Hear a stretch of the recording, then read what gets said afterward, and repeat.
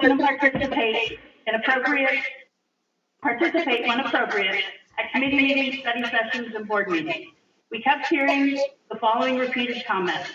We're not getting paid for this. If you're so interested, why don't you run for the board? After careful consideration, some of us decided heartily and perhaps a little naively, that would be me, accept that invitation. We raised up our banners and lifted our GM shields and entered the fray. Much to the dismay of many, we faced an onslaught of unanticipated disdain and intensity of opposition. We discovered and continue to discover that a little healthy competition can bring the best and the worst in all of us. I'm sorry. Could you please explain how this is related to the superintendent's report? I was just getting to that. Okay, thank you. But like you, we persevere in our quest and look to the future. Our goal is to continue to raise GM to be the best it can be, to give amazing teachers, administrators, and support staff and the tools necessary to find the light, to have the best environment for learning possible for our students.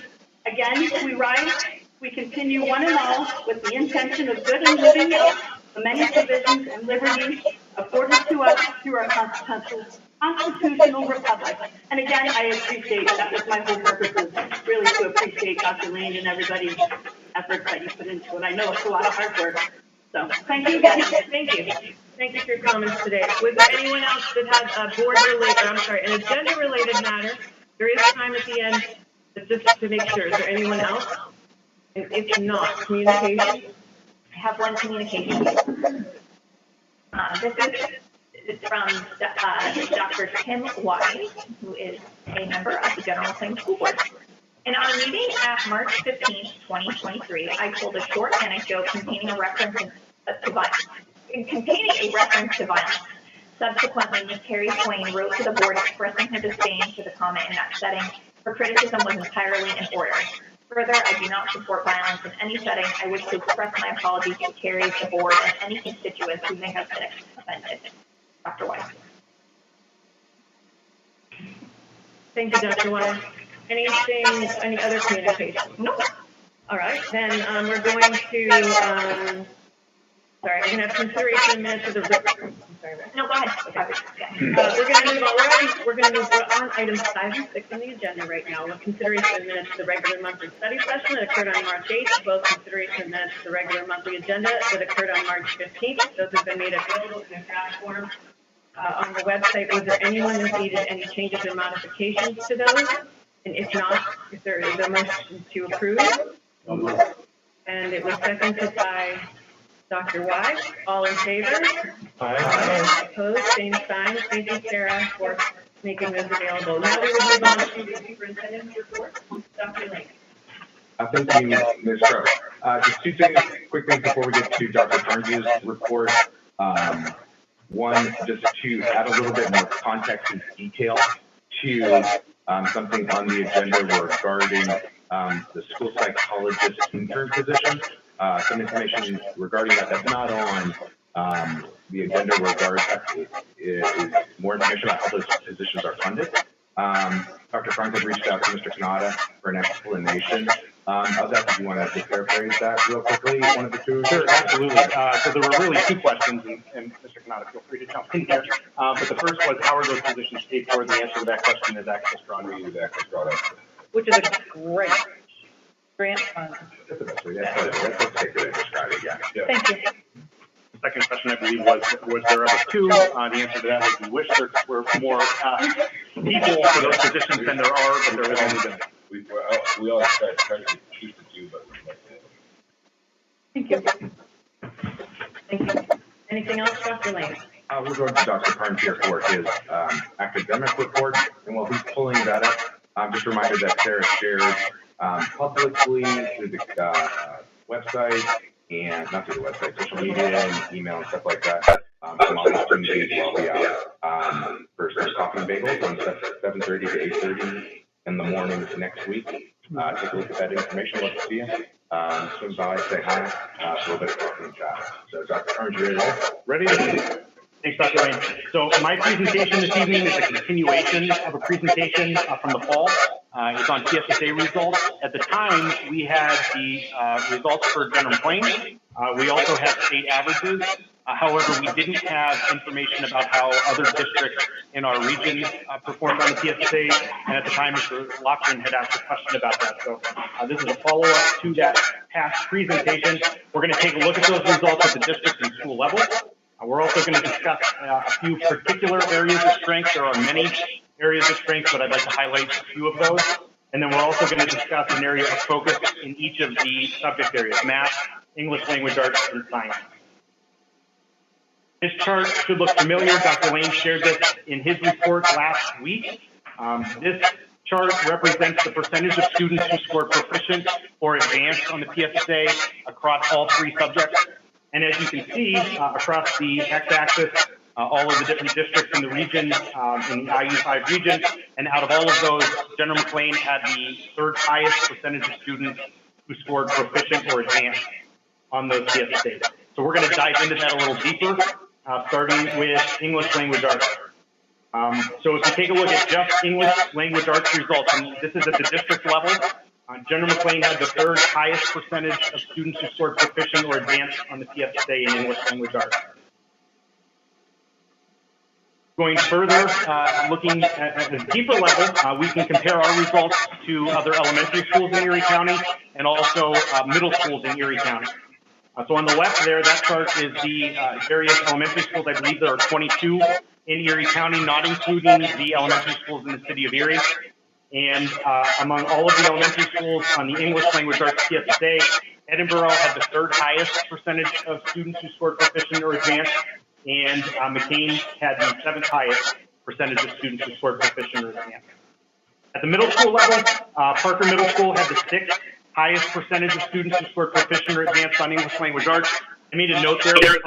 We have 642 test takers. If 10 more of our students had scored proficient rather than basic or below basic, Parker Middle School would have been third. So Northeast Middle School, LaBeouf, James J.S. Wilson Middle School, and Parker Middle School were all extremely close. This is at the district level for math.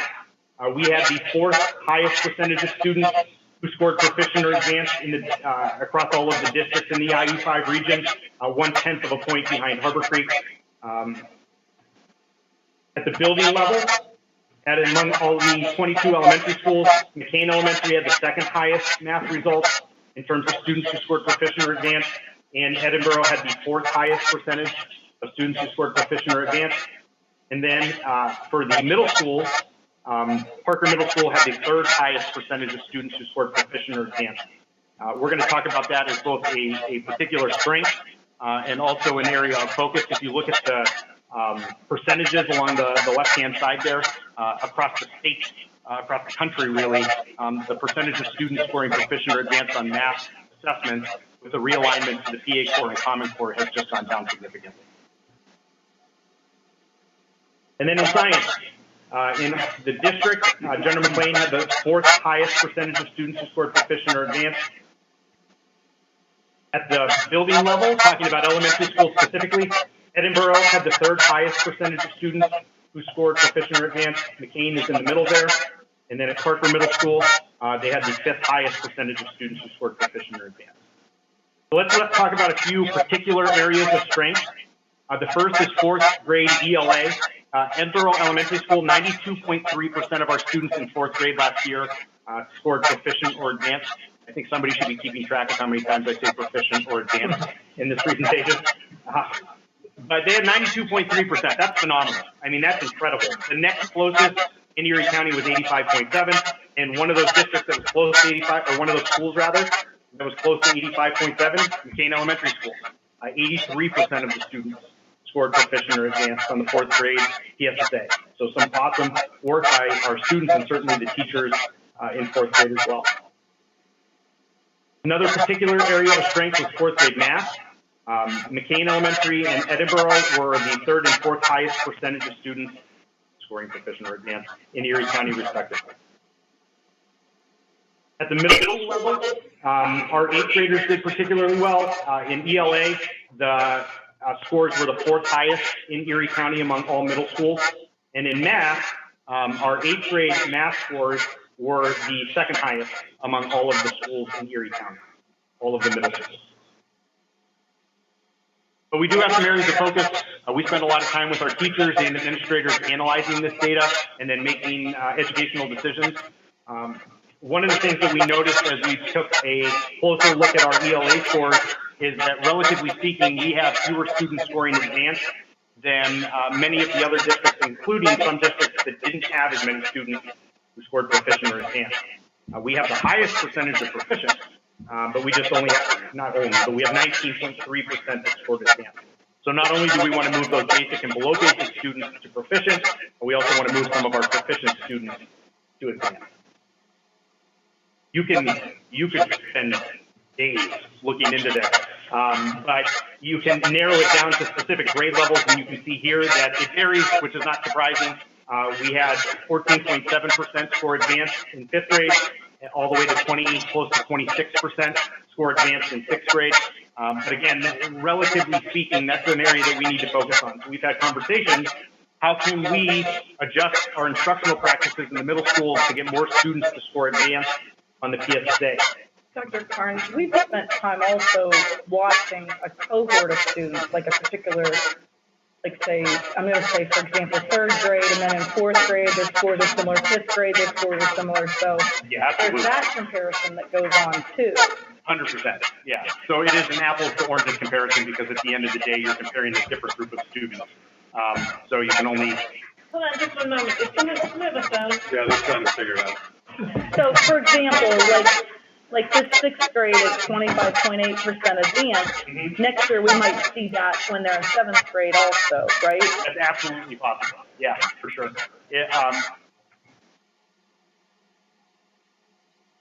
Hold on just one moment. Yeah. It's been a long week.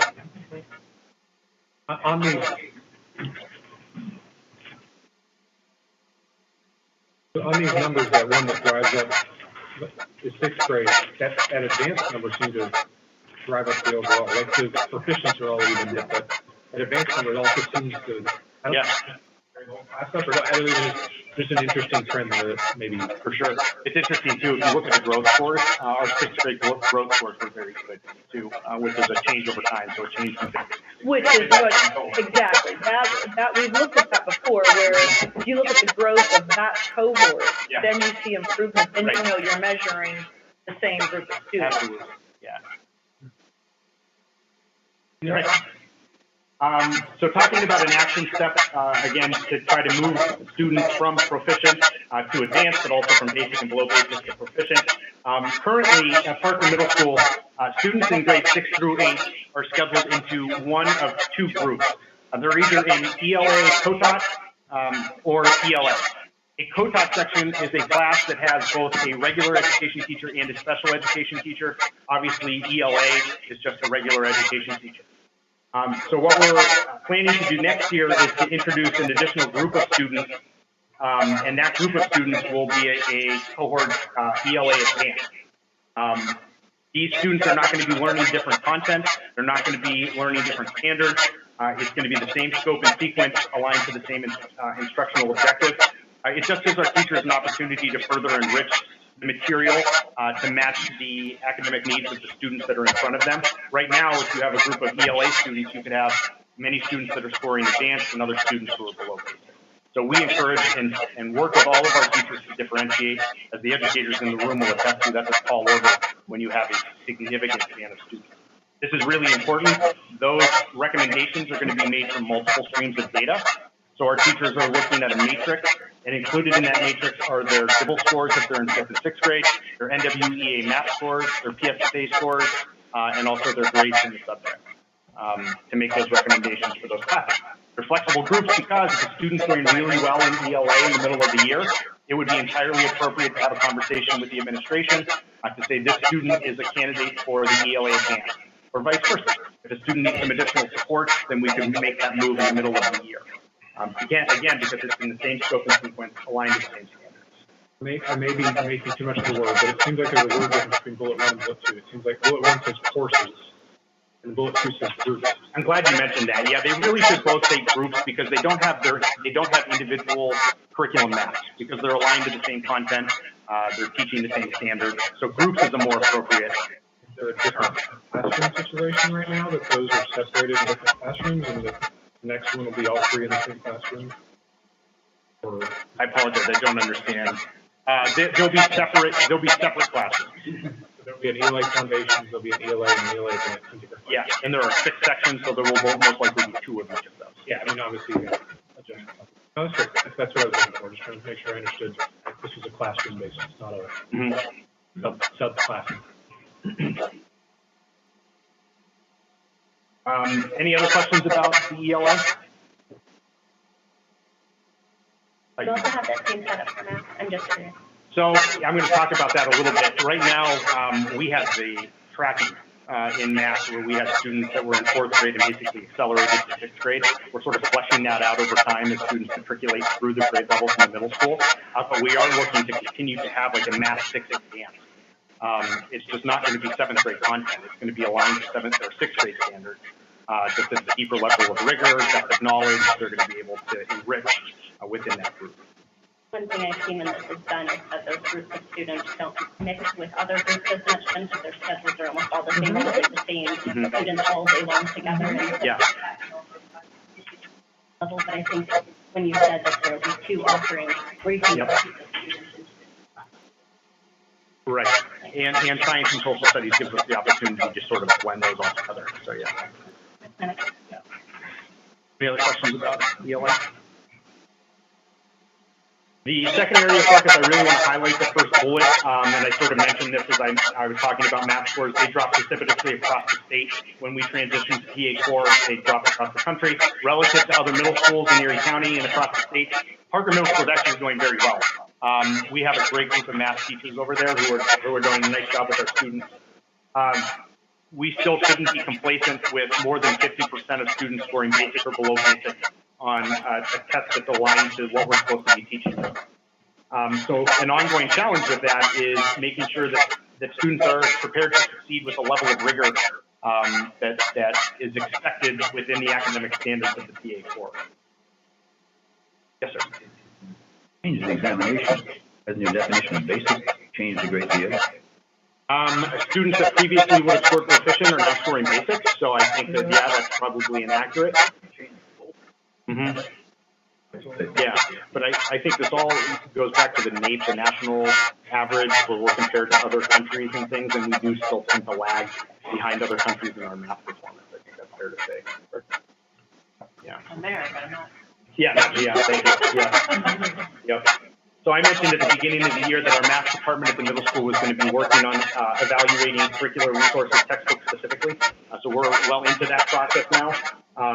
In November, a group of teachers, one from each grade level, met to narrow down our choices from 8 to 2.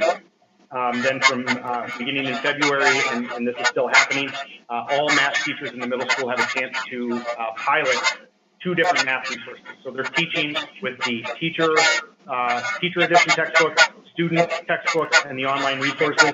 And those 2 are Stavish and Vision and McGraw, Skills, and Real. Our goal is to make a recommendation to the board in May with one of those. I bring this up because both of those programs, both of those textbooks are rated green in EdReport.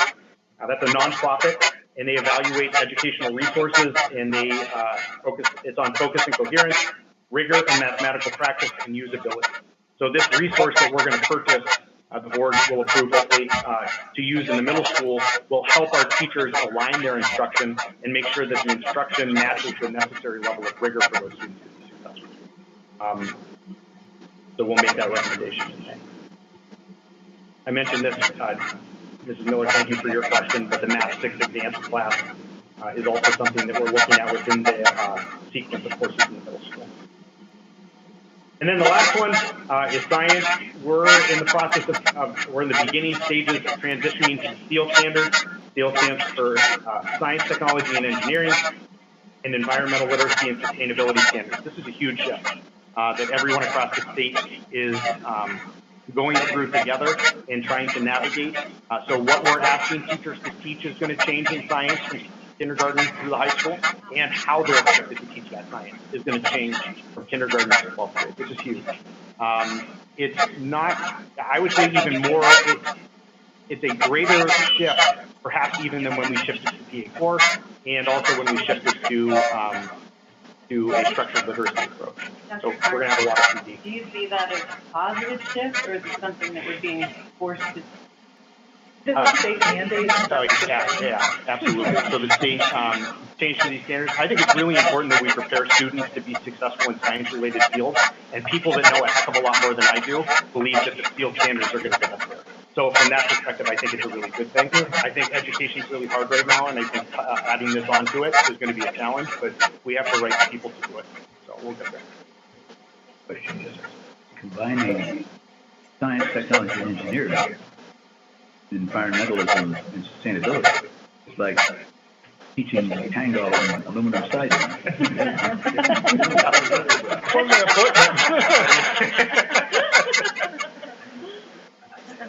I'm strongly in favor of environmental studies and for but if I'm teaching, I know it's very difficult courses, science, technology, and engineering at this level. The good thing down here I have to do. Yeah. I don't know if it'll pull things down. I think it's going to rely on other people to pick up the slack. So I think that it's not just going to be something that's happening in our science classroom. When we're talking about the STEM offerings that we've been able to add in the middle school in particular, actually in the high school too with computer science and things, I think that we're going to be asking teachers to cover standards outside of the science classroom that are related to the science standards.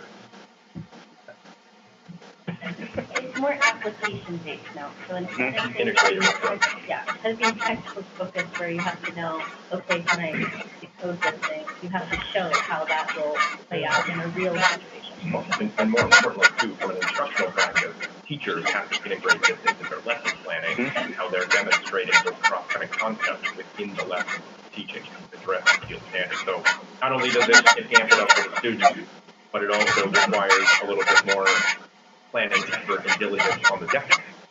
Right? Yeah. So it's going to be a significant undertaking next year, and there's going to be a lot of professional development. I can statement about the tank. So. I think it's, yeah. I like it. I don't know. As a teacher, and Kevin, you know, in your role, like, is this something you see, I mean, as being a welcome thing that you see?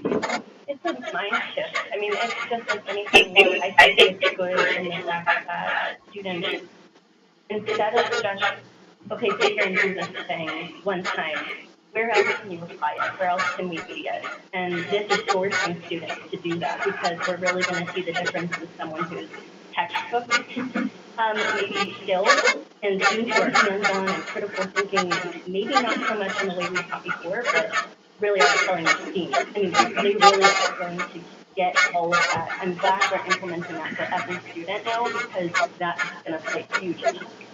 I think it's great. Important collaboration. Well, I think it's going to make the instruction, it's intended to make the instruction more dynamic and less static over time. So we've been working towards, you know, competencies for science skip day in 4th and 8th grade or Keystone Bio. You know, this is going to address from that a K-12 perspective on how we're going to be addressing a broader depth of knowledge and skills for our students. But that from having been a certified science teacher, you know, this would have been a challenge for me and some of the students that I work with, but it definitely would have been provided many of my students with the opportunity to engage in the content a little bit more fluidly as their skill building. So I'm excited to see how it pans out. Sorry, Just to kind of agree with Dr. Rose's observations, first three have a very low amount of sensitivity to them. And I think one of the challenges in our current culture is the last two fall into an area of sometimes opinions, and that can tend to create a little bit more push-pull and stuff like that. And so it's critical thinking. It is. That will be an interesting challenge to rise to without being able to spend time to get, you know, diverse opinions and things like that. Because, you know, one person's sustainability is another person's lack of progress, and so there's a challenge. Yeah.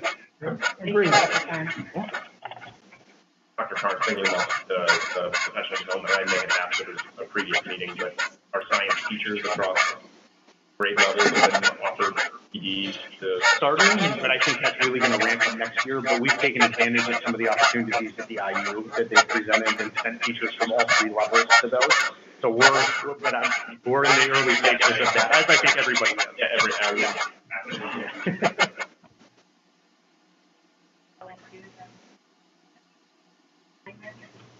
We shared it with them. I don't know that anybody took them up on that.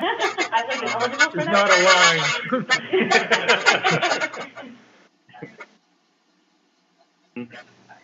Explain what that is. So they ask teachers across the state to come and create pretty much a PSSA version of those. And I think in the first year of development, that would be really hard to sit down and argue the things exactly like Luke said. Well, what do you consider in our literacy question that we want to include that doesn't have some trace and so I wonder if anybody was like, yes, I definitely will see that. But back to my, Yeah, oh yeah. It was not, the flyer was not very like, come on, teachers, it sounds free. Yeah. but back to my original point, this is a state mandate. It's not like General McLane's like, oh, let's try it. Yeah, no, it's a state mandate. Other states have actually already transitioned. New Jersey is already doing a lot with this. So we have a model state way far away, but the changes. All right, and then the last slide, and I have mentioned this before in my presentations on data, we know that spring is when we start to see a lot of different school rankings. I just want to caution that those companies, and there's like 20 of them, they all have different criteria that they use to develop a score for a building or a district, and that score may or may not align with our mission and vision. And the example that we talked a lot about last year was U.S. News and World Report. We know that they place a premium on AP tests taken, AP participation, and AP scores. I believe it's 40% of the overall score for the school. That has not been as much of a focus in the past as dual enrollment. We have pushed a lot of students to dual enrollment. And we know that we're adding AP courses. We're encouraging students to take the AP test. We're still encouraging students to do dual enrollment. But these things are a lagging indicator. All right, so we're not going to necessarily see those changes right away. Those companies are also relying on data that isn't complete due to COVID. So to give you an example, if you look at the Future Ready TA Index, our biology scores, it looks like 31% of our students scored proficient or advanced on biology on the Keystone. It's not accurate. We had 71 students who earned a non-numeric proficient. If all of those students had taken the test, the majority of them would have been proficient or advanced based on the course they were enrolled in, which means that our percentage of students who scored proficient or advanced would be much higher. Of course, these companies are going to utilize that 31% in order to calculate an overall score. There are other districts who benefited from the non-numeric proficiency. Can you explain what that is, please? Yeah, absolutely. So we had students that in the COVID year of 2020 were enrolled in accelerated biology. And because they were it was a COVID year, they were given a score of non-numeric proficiency. If they passed the class, they were considered to have passed the test. However, that test that was not calculated into our district score.